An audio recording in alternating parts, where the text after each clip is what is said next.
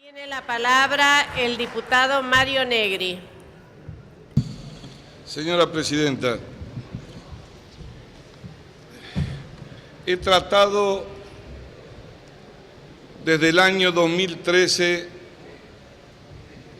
después de aquel gran debate sobre la llamada democratización de la justicia, de desentrañar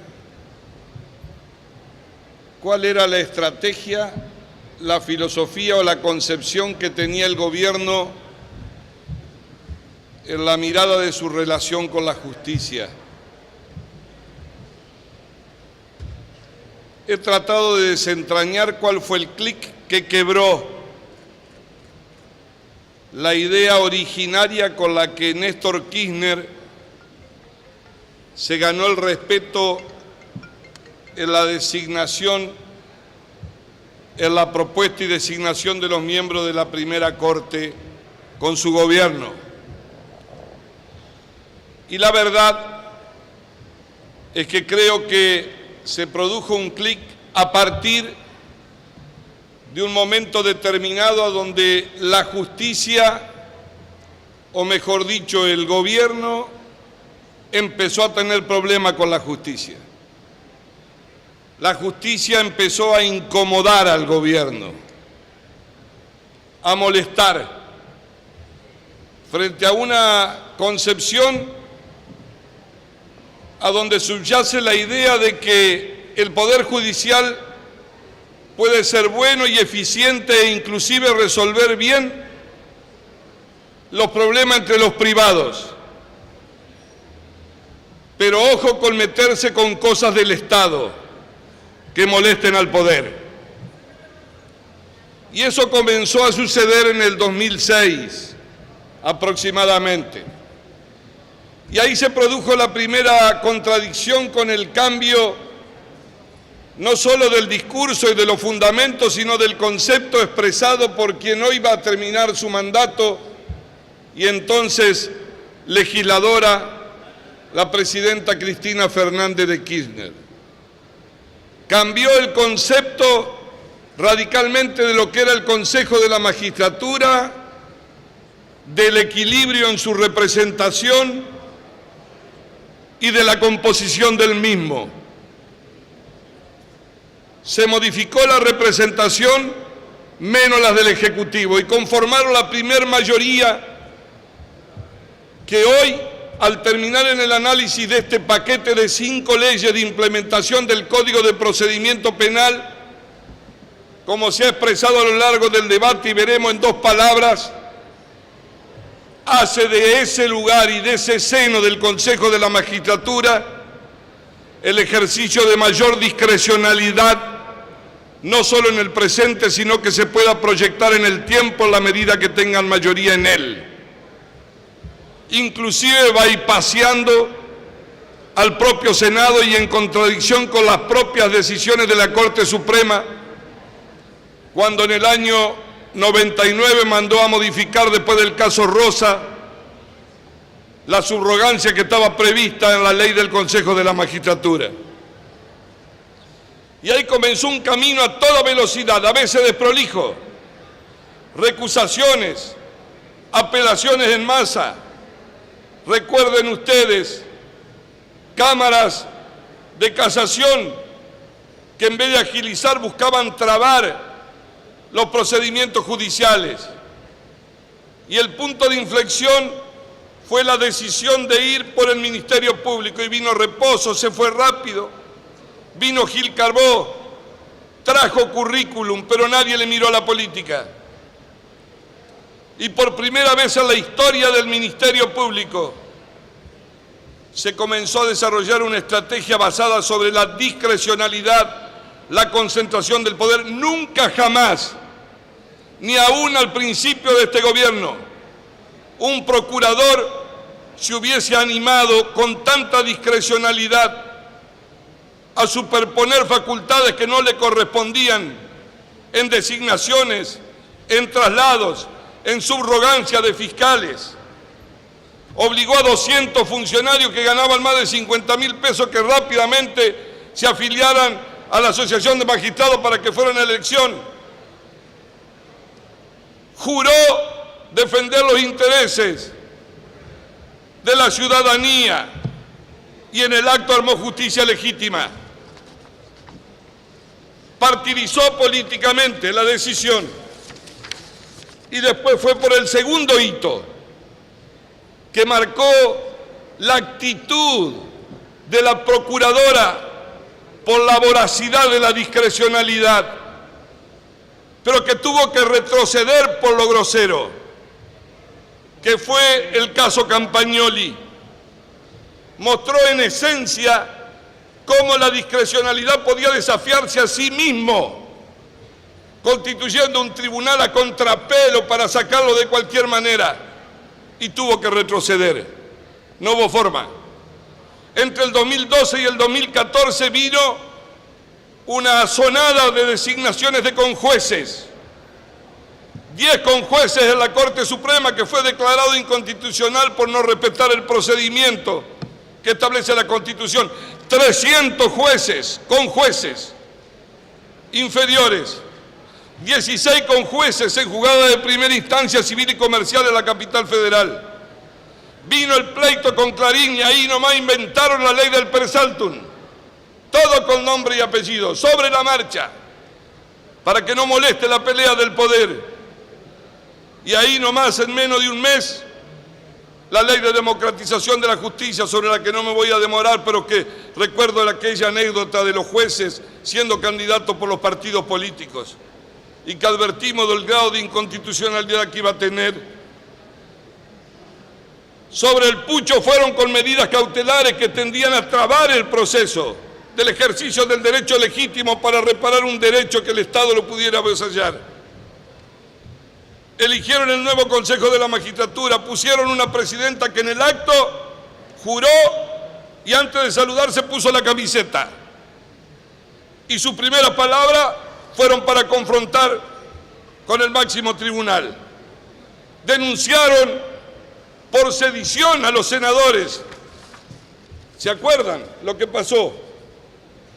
No obstante eso, el gobierno trató de instalar siempre de que acá había un partido judicial. A lo mejor tenía razón. Pero quiero recordarles que la totalidad de los jueces asciende a 950, 960 jueces en el país.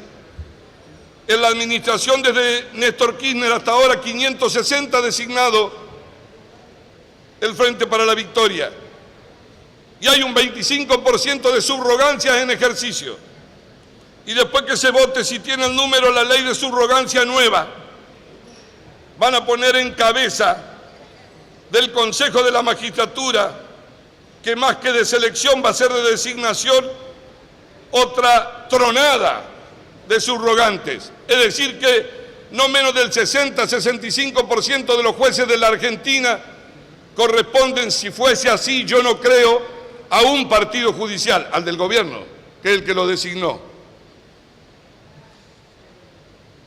Y finalmente, obviamente, no me quiero detener porque creo que fue la obra más grotesca, fue el motivo de nuestro debate primero, que es lo de FAI. Va a ser memorable eso. ¿Qué dirá la presidenta del Tribunal Superior de Santa Cruz, que en buena hora está muy bien de salud a los 86 años y preside el Tribunal Superior como si tuviese 15? Señor presidente, votamos el Código de Procedimiento Penal en diciembre del 2014. Fue la antesala de esto, de este paquete, de la escultura final, con la que el gobierno creo que termina de conformar su última visión de la escultura que está diseñando. Sabe que la democracia se puede ganar o perder. Es decir, que admite como una posibilidad que puede irse del gobierno. Lo que no admite es irse del Estado. No le cabe la concepción. Por eso casi todas las acciones están precedidas de dos datos básicos. Cuando se designa o se crea un organismo, la temporalidad es que dure en el mandato más allá del próximo gobierno. Y la segunda es que esté cargado de alguna estabilidad que cree un obstáculo para no poder removerlo después. Y eso se da en el caso del Poder Judicial, esencialmente. Pero del paquete de las 5 leyes no me voy a detener mucho. Todos sabemos que se invocó algo que es muy caro para todos, que es salir del sistema inquisitivo para ir al sistema acusatorio. Córdoba fue una de las primeras provincias. La oralidad, la división del proceso, el ejercicio de la defensa, del que acusa. Nadie puede estar en contra, es una vieja rémora. Ahora, la ley de implementación, como bien se dijo acá, aunque yo parezca repetido, esto para la justicia federal, para los delitos complejos, para buscar a los dueños del poder. Y arrancamos por la Cava, por la ciudad de Buenos Aires. Y tiene fecha, 1 año. Para la justicia federal en el resto de la Argentina no hay ni fecha ni tiempo. Es aprobar. Es más, incorporaron un dato novedoso que fue el incentivo. En el fútbol le llaman así, no sé si incentivo. Y es que como primero habían elegido una jurisdicción de la ciudad de Buenos Aires, de la Justicia Nacional, le daban el 25% más de sueldo al juez que empezara a aplicarlo. Ahora, como eso no cerraba del todo, modificaron en el Senado y lo extendieron a toda la ciudad de Buenos Aires. Y ahora el incentivo quedó para todo. Ya no es incentivo, es un aumento del 25% para todos los jueces, a donde se va a aplicar en la Justicia Nacional de la Cava el Código de Procedimiento de la Ley de Implementación. Es decir que prepárense los jueces federales del interior para hacer una manifestación a pedir igualdad salarial o pedir empezar a aplicar el Código de Procedimiento a cambio de nueva plata, o la desigualdad del salario, frente al código que se invocó que venía con un destino y que terminó en otro. Está claro que todos sabemos, como dijo el legislador Sánchez, que eso obedecía a un acuerdo de otra naturaleza. Todos sabemos, acá, no nos caemos del catre. Señor presidente, además de la ley de implementación, la ley del Ministerio Público, dijimos, bueno, van a corregir lo que había pasado con Gil Carbó, se había tomado atribuciones, venía con mucho entusiasmo. No, ahora le legitimaron la discrecionalidad y le aumentaron más todavía. Ni siquiera le pusieron fecha de temporalidad en el cargo, como había muchos proyectos presentados. Alguno insinuó en algún momento de ponerle 5 años, 4 años, no.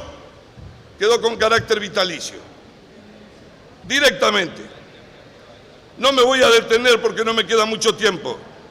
Por supuesto que no modificaron el anexo 2. Quiero decirle que Gil Carbó dijo la bicameral que le parecía una barbaridad 1.700 cargos, pero que no lo decidía ella. Ahora sí se lo ponen, habrá que utilizarlo.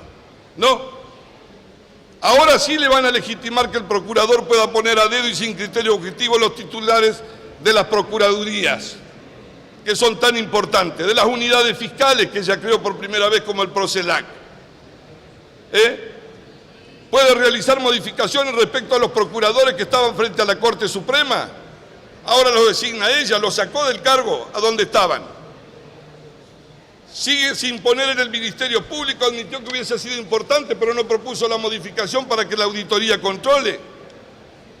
Es decir, que de las 5 leyes del paquete de las 6, el propósito del sistema acusatorio invocado, no aplicado y que quedará en el tiempo para la justicia federal, es el argumento que viene a legitimar la necesidad de la mayor discrecionalidad puesta en la ley del Ministerio Público y la ley de subrogancia para que el Consejo de la Magistratura ya no sea un lugar ni un ámbito a donde se seleccione, sino que se designe a piacere de la manera que quiera, sin concurso y solamente con antecedentes. El gobierno tiene el libre juego de bypassear al Senado. Puede jugar con los tiempos si tiene mayoría en el Consejo de la Magistratura. Puede ir con designación de conjueces o con subrogantes. Ahí hay 37 que están esperando para poner en el cargo. Y además de eso, obviamente, eliminaron uno de los puntos más importantes que tiene nombre y apellido. Todos ustedes saben que quien concursa para un cargo por 3 años no puede volver a concursar. Hay 3 que volvieron a concursar, pero se los impide la ley. Acá eliminan definitivamente la restricción, es decir, que habilitan con nombre y apellido a quién puede ir a concursar sacando el límite de los 3 años. Ni hablar de otras restricciones. Sacaron los concursos, derogaron el artículo 6 y el 7 al que hice referencia. Por eso, señor presidente, nosotros no podemos acompañar, hicimos dictamen en minoría. Pero quiero señalar 2 cosas, porque vamos casi al cierre del año languideciendo. Si el gobierno hubiese puesto la misma persistencia, la misma voluntad en un plan antiinflacionario durante 6 años, a lo mejor no estarían negando la realidad que los invade. La pusieron al servicio de armar una justicia del poder que los proteja. Si estas 5 leyes, como se van a aprobar hoy, a velocidad la quieren poner en marcha, son 3.900 cargos que están en este paquetito. 3.900 cargos. Para que tengan una idea, el Poder Judicial 504 cargos, el Ministerio Público de la Defensa 1.711 y el Ministerio Público Fiscal 1.650.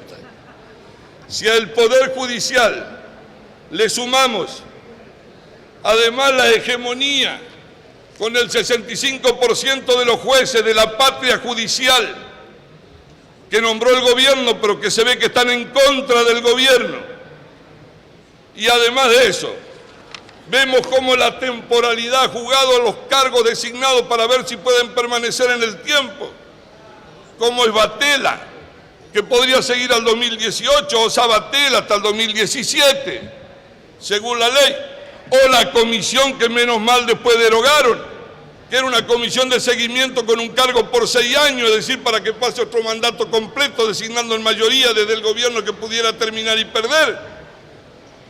Está demostrando palmariamente que la discusión acá no es si estamos peleando o no contra los poderosos. Es equivocado, pónganlo del mismo lado. La discusión es acá si es posible concebir un sistema democrático de contrapeso, que se banque el control de la justicia, que la justicia se banque el control como corresponde, para un lado o para el otro. Un sistema de contrapeso que haga funcionar la independencia de los poderes. Una democracia que no tenga temor de que cuando termina el mandato lo corre el miedo del pasado y que el miedo del pasado se traduce en que la justicia corre al que gobierna para meterlo preso. Para eso no solo no hay que tener miedo, hay que asegurar la independencia de la justicia y actuar con transparencia. Nada más, señor presidente. Gracias, diputado.